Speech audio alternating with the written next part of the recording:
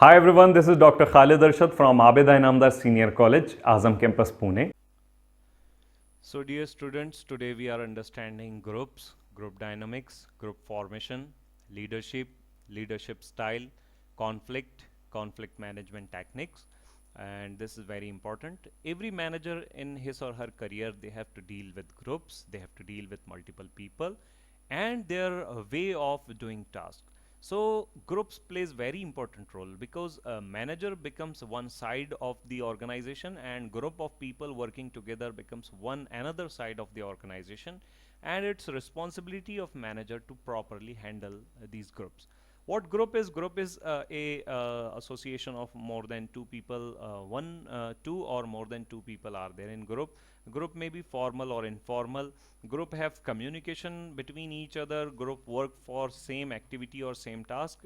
So different traits these groups they have. Mainly today we will understand how these groups are formed. Since groups are important for an organization and if they work in team, that is always resulting in high productivity. So first we have to understand how groups are formed. Simply people come together when they have similar choice, similar objective and similar aim. They come together maybe for an organizational work, maybe for some personal work, but they come together and they decide that we have to do that work. Those people may be from different background, different areas, and they come together. That is forming step. Now they start deciding that this person will do that, this person will achieve this task, this person will complete that task, and this is called storming stage, where people may not be happy with their duties, people may be disagreeing with others, people may be having happiness over their task. That completely mixed reactions will be there, and that is a dangerous step. Sometimes groups get broken in this step, sometimes groups they become strong in that step. And after storming there is norming step, where everyone is completely agreed with their responsibility, with their roles, and now they have clear aim that this is what we have to achieve. That is called norming step of group. Once norming is decided, group starts performing because now everyone is clear with their responsibilities, with their duties, and now they are started performing. Now performances will be very high because group is working in synchronization, and the result will be adjourning, that is achievements. There are results where people enjoy together, group enjoys together. One person's achievement is considered as the entire team's achievement, one person's failure is considered entire group's failure, and that is adjourning step of group. So that was about group. Now when group is there, different people are working there together, there will be conflict. So we also understand what conflict is. Simply conflict is where two or more parties they have disagreement with each other. That is simply called a situation of conflict. Conflict is not always bad for organization. Sometimes it is good, sometimes it is bad, based on how manager tackles that conflict. So once conflict happens, conflict is normal thing. When people are working together, conflict will be there. Now there are four methods of managing conflict, handling conflict. First is avoiding, second is accommodating, third is competing, and fourth is collaborating. In this we can say assertiveness will be either low or high, and cooperativeness will be either high or low. So when assertiveness is low, cooperativeness is low, that step is called avoiding, where two parties who are having conflict, they are simply shifted on different ways so that they cannot come together, and that is less productive way of dealing with conflict. But in this situation conflict gets resolved 100%.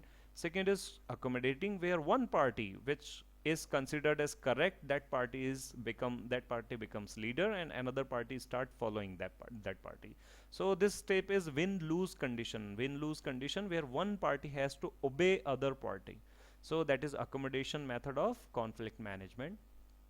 Third step is competing, where manager start competition between two conflicting parties.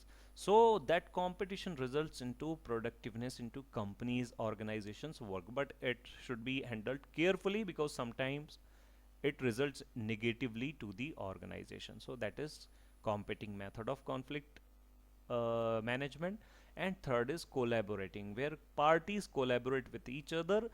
They compromise some small points and adjust with other party, and together they work where productivity is very high. So that is a wonderful method of conflict resolution. All these methods are surrounded by compromising, where one party has to compromise or both party has to compromise. So compromising plays very important factor in conflict resolution. Now, as I told, once you have to tackle it, it's a responsibility of manager how manager tackles the conflict, and it depends on the leadership style of manager, how that manager is leading the organization. So leadership is very important part for a manager, and we have to understand what are the different styles of leadership. So first, leadership is based on two parameters. Style is based on two parameters. First is based on task, and second is based on people emphasis.